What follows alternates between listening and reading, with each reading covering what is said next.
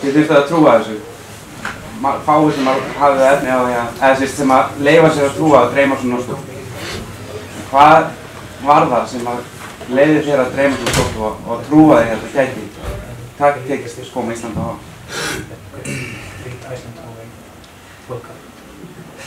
Hvað var það? Maður hugsa með tilfinningum núna, þannig að rökkursun er ekki alveg rétt. Fyrsta lagi þetta lið sem er búið að vera að bæta sig. Við áttum bara helling inni, fannst mér. Og ef ég á að vera alveg heiðarlegur, þá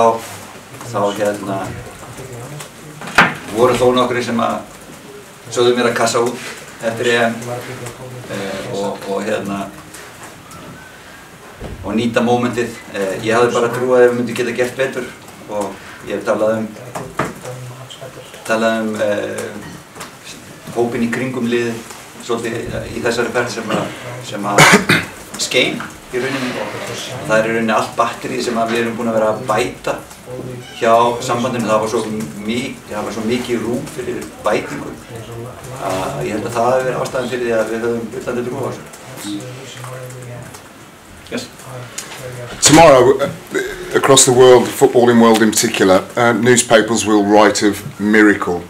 But there are no miracles. I've been here for a few days now and seen the infrastructure in Icelandic sport, football, what have you. The speech that you made today with the supporters before the game. I'd like you to give an idea of where this process started for you and where you see it ending, because many countries, smaller countries in particular, I was in Norway last week, they were number 2 in the world in 1994, now they're 85th. All of the good things that happened in their football in the 90s, they stopped doing. What is your hope for Icelandic football in what you've created in the future moving forward 2, 3, 4, 5 years beyond this World Cup? Wow, this is an interview, isn't it, a question? Talking about Norway, in my opinion, they left their identity. They really left their identity. They became too good for their identity. That is something that we have to be careful about, because we cannot be best in all areas. So we have to pick in what areas we like to be better than anyone else. I think that's the key. Consistency in what we are doing, continuity, is absolutely a must for Iceland.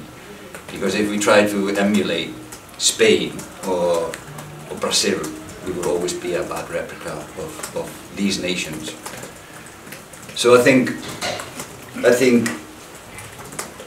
if we can all agree about who we are, what we stand for, what's our identity, I think that's the key. And do you have that from bottom to top? We try to do it. We try to do it in coaching, education. We try to do it with talking to the people, like the fans, to just tell them what we're going to do, we're trying to do. And so we are judged by the things that we try to do. We try to explain it to the media. And if I can take the concept of a team, we talked about how good of a team this group of guys is, and then we extend it to the staff. Everybody is willing to make the other people next to you shine, and it goes to the fans. And because the media is here, we have probably the best relationship with the media in any country. I'll tell you a story. There was a player of ours in Turkey that said too much. Just a moment of, I don't know what it is, but he said, how are you going to exploit the opponent? He came in the media, we called the media, can you take that out? And they did. Where in the world can you do that? There's no place on earth you can do that. So it just shows that we're all in it together. It's a really compacted united group of Icelanders that want to achieve something. I think that is something that we can use to win even bigger nations. Yes. Heimir, Iceland are the smallest nation ever to qualify for the World Cup. How do you think this achievement ranks amongst achievements in international football, and can you believe that you have done this? I can't believe it. I don't know how you rank it, because I'm not like this guy that knows the results of games 5 years ago. I'm not that guy. I call my friend when I need a result 5 years ago. So rank among other achievements, I don't know. But being the smallest nation, are you proud to have accomplished this? Am I proud? Are you proud? Surely I am. Yeah. Of course we are. Of course we are. Yes. Heimir, congratulations, fantastic achievement. Were there any concerns from you after the Euros? It was such a massive high that you'd have to start again from zero with this group in a very tough World Cup qualifying group. Obviously you were on your own as well, well not on your own, but Lars had left. Were there any concerns from you at the outset about how the group would respond to what happened at the Euros, and has it surprised you in any way? Vill du in det? Jag kan ju in det. Ja, du kan bara känna sig med. If I start and the guys jump in, what I thought after the Euros would be the toughest thing is to restart, because it's the first beer after a party the day after is not good tasting, and I think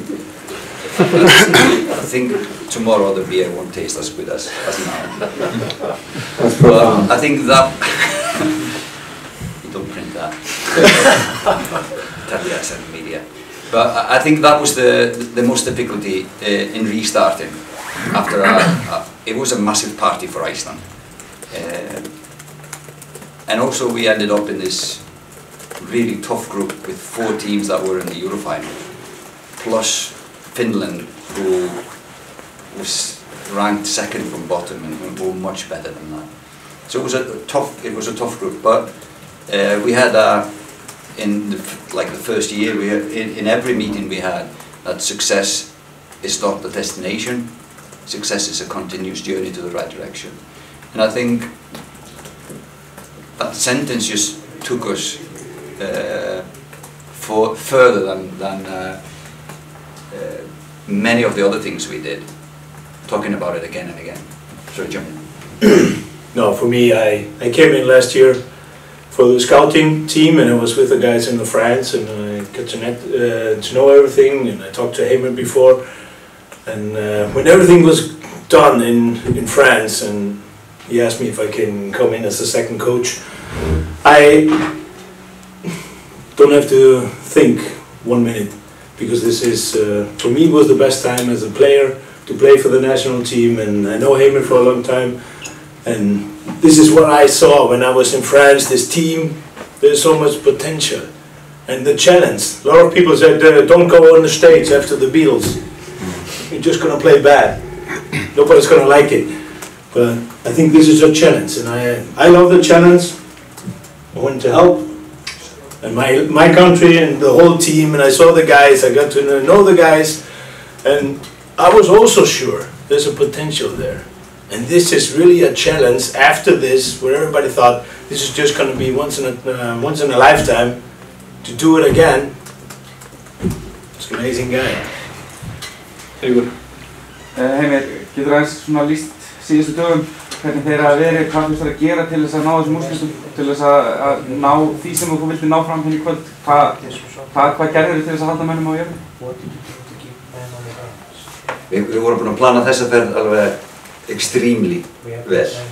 Við vissum að þessi leikur yrði alltaf úrslitaleikur, og hérna þessi undirbúningur í Tyrklandi var með því betra sem þetta landslið hefur gert, með örugglega dýrari ferðum sem KSÍ hefur nokkuð tíma farið í, og ég held að það skili sér. Þetta svona munurinn á að vera amatör hugsandi eða professional hugsandi, og þetta kostaði mikið, en ég held að við séum að fá ansi mikið tilbaka með það sem við höfum í þetta. Ég held að það sé grunnurinn að þessum tveimur leikjum. Er ekki sammála því? Og jafnvel þó að við komið upp alveg ótrúlega miklar hindranir, bara eins og að farangurinn okkar kom ekki til Tyrklands fyrir daginn fyrir leik. Við þurftum að vera án farangursins, læknadótsins og allt, við þurftum bara að redda okkur og sjúkraliðið og bara allt staffið, Haukur læknir og allt þetta lið. Það hefði ekkert lið í heiminum geta farið með jafn, ég veit hvað ég kallar þetta, ekki mistök en svona stórt setback í undirbúningnum, jafn vel við. Ég segi það, starfslið svaf ekki á nóttunni og þú veist, menn voru tilbúin til að leggja allt á sig til þess að bæta þetta. En aðstæðan, flugið og allt þetta, var 100%. Ég held að það sé lykillinn að þessum síðustu 2 leikjum. Yes. What's the ambition now for the World Cup for you as a staff, as a team? Because again, without repeating it, the narrative is no longer Little Iceland. It isn't a surprise. You take some huge scalps, played extremely well against some very good teams and coaches. Elite world level. All of the big boys will be there. What are your ambitions? Will it be the same as the Euros? Be competitive, humble, or do you go there now expecting what you got from the European Championships? I think we will always be humble. I think that's one of the characteristics of Icelanders. We will always be humble. We don't think we are the best in the world. But we have earned the right to be there as anyone else. We are not only representing Iceland in Russia, we are representing Europe. So we've beaten big nations in our group to be there. So why can't we achieve something there like anyone else? But we haven't seen what teams we're playing or what nations we're playing, so we cannot say what our ambitions will be when we get there. But we deserve to be there like anyone else, and why shouldn't we have a chance to win like anyone else? Heimir, náttúrulega að komast inn á EM og allt það með Lars var stórt aðraug, en núna stendur svona einn í frontinum á sig með frábær startlið, við ekki að taka. Hvernig svona að vera aðalmaðurinn frontar sjálfur og nástæðsta Ég langar að segja þetta en það akkurat þess sem ég vildi að Sebastian sjúkraþjálfari, fitnessþjálfari, að Helgi aðstæðarþjálfari og Gummi markmannsþjálfari sem búin að vera með mér í 6 ár væru hérna á þessu fundi þegar við næðum þessum afreki vegna þess að þetta svo mikil hópvinna. Þeir eiga svo óbóðslega stóran þátt í þessu og það enginn einn sem gerir eitthvað svona, þó að ég kannski loka orðið þegar við erum búin að rífast í klukkutíma að þá þetta bara óbóðslega mikil samvinna og þannig held ég að Ísland og bara við hérna á Íslandi, þannig held ég að við getum bara unnið stóra þjóðir með því að vinna þetta algjörlega saman og ég bara enn og aftur með fjölmiðlum til dæmis. Ég efast að nokkur landsliðsþjálfari jafn góð samskipti við fjölmiðla og hreinskilin samskipti við fjölmiðla eins og við hér og saman með stuðningsmenn. Ég efast að nokkur landslið í heiminum jafn góða stuðningsmenn sem að virða okkur. Bara, það engin þjóð í heiminum sem á svona heiðarlega stuðningsmenn. En það voru margir sem bara heldur á sænski farinum við getum þetta ekki að ná að halda þessu áfram, það lítur að kýtla aðeins eitthvað. Það kýtla mig ekki neitt, en ég meina, ég veit fólk sem að eru rosalega stolt af mér, en ég enga síður og við allir vitum alveg hvað Lars gaf okkur.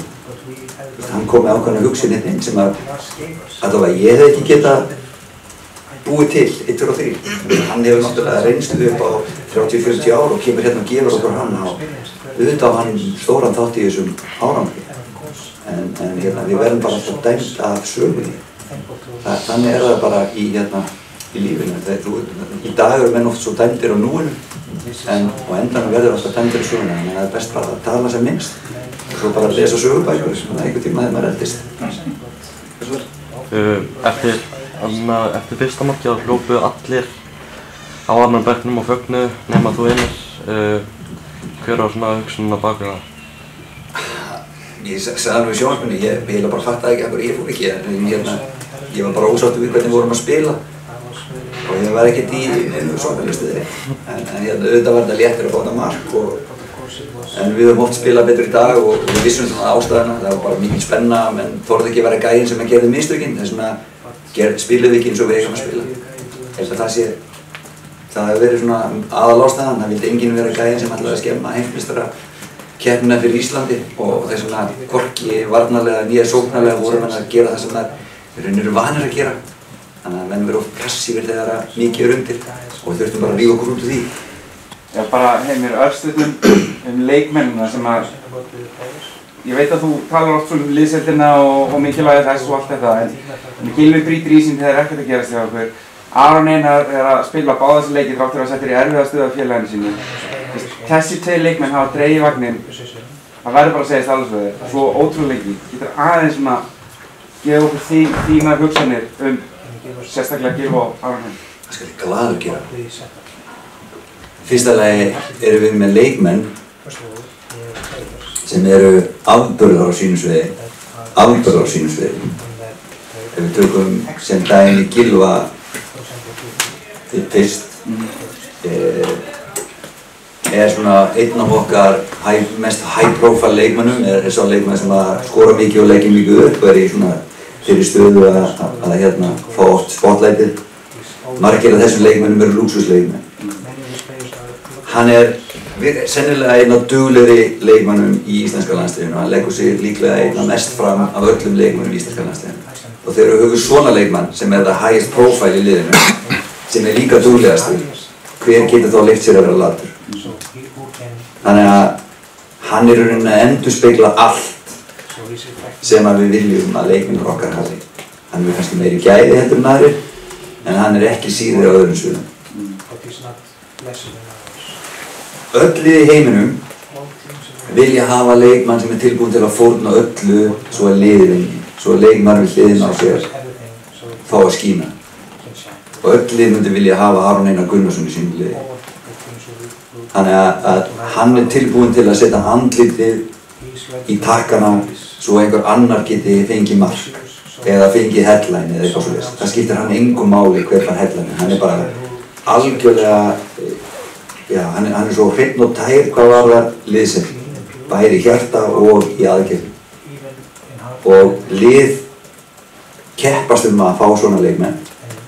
En fyrir utan Aron þá hefum við fullt af þannig leikmenn. Þannig að það það sem gerir okkar lið að betri heldur en öðrum. Að þegar við erum með fullt af leikmenn sem tilbúin að leggja sér mikið fram, leggja mikið á sig, þó að þeir fá ekki spotlight. Svo við bara hugsaðum Jón Daða, eða hugsaðum Birki Bjarnason. Þetta er bara vinnudýr, þeir eru tilbúin til að leggja allt á sig fyrir alla heima og fyrir liðsending. Aron Einar bara, ég held að það sé það sem að gerir hann að einstökum leikmanni, og ekki bara leikmanni, bara einstakri persónu. Þess að hann ekki tilbúin að leggja sig fram fyrir hönd allra heima. Hafðu það. Okay, we close for requests. I will do 2 more. Þú varst ítrekkað í þessari keppni eins og undankeppni að vara við því að fólk færi fram úr sér. Þú varst að tala til fjölmiðlana, þú varst að tala til hins almenna knattspyrnunnar á Íslandi. Að fólk færi ekki fram úr sér þó að það gengi vel. Fannst þér það ganga eftir? Fannst þér væntingarnar ekki vera skrúfaðar upp? Eða voru þær skrúfaðar upp? Ég held að bara úrslitin og allt, þau bara sanni það sem við gerðum var að meirihlutanum réttar ákvarðanir og það sem við sögum, bara úrslitin segja það. Það er alltaf þannig að þú fer fram og ef þú talar niður til liða og annað, þá ertu í rauninni að ofmeta sjálfa í liðinni og við erum, ég held að við séum nokkuð stoltir af því sem við höfum verið að gera. Við höfum verið að leikrina andstæðingar okkar gríðarlega vel með Adam Bill, með Frey Alexandersson, ég veit ekki hversu mörg landslið í heiminum að nota þjálfara í öðrum landsliðum hjá sínu til þess að vinna gríðarlega mikla vinn eins og Frey að gera fyrir okkur. Þannig að ég held að þetta hafi virkað og þetta á að virka og þetta á að vera þannig að við erum að tala til fólk sem kannski að spila fótbolta í PlayStation. Þú getur ekki slökkt á tölvunni og restarta og spila leikinn í Kosovo aftur ef við töpum á. We cannot reach that the computer and stuff. Þannig að ég er gaman að heyra sjálfan sig hvað That's a final question tonight. Just so that everybody's aware that we have a rule in our press conferences that the last question must be the best question of the evening. So no pressure, but there you go. I'll take it. Fantastic long list of Icelandic players that have played Premier League Championship over a number of years. Getting to the European Championships, fantastic European Championships, and now the World Cup. You are going to be talked about when jobs come up in England. There's no doubt about that in my mind and many other colleagues that I've spoken to. How does that make you feel, and is it something that you would want to do someday? Someday it's a great island. Someday yeah, of course. I think I have ambition like everyone else. At the moment, I'm the coach of Iceland that is going to the World Cup final, and I don't think there's a better job in football than that. Absolutely, there's no better job in football than that. We probably, even though I think we drop a little bit after 2 wins on the FIFA ranking, we're probably among the highest ranked in the history of Iceland at the moment. We are the top league in the Nation League starting, which is, I know that not many know, but that is a great achievement and a nice place to be among the top 12 best football teams in Europe. We are on the way to the World Cup final, the first national team in Iceland to reach the World Cup finals. In the next Euros we're probably top seeded, which makes it easier to qualify for the next European Cup. And with the Nations League in the first division there, that's an extra bonus. If we don't qualify through the, we definitely go to the playoffs there. So it's a lot of things that is in the future, next 2, 3, 4 years, we can look forward to in Iceland. With this win today, we made a lot of things happen for the next 2 years. So, yeah, I think all of us here are really grateful and humble and proud to be a part of this group that made this achievement. Yeah, to represent the nation in probably the biggest stage in football and in sports, not only Iceland but Europe. So we cannot be more proud, and to have that job, you can't be thinking of something else, because that's the proudest job you can have as an Icelandic coach. Okay, thanks for coming.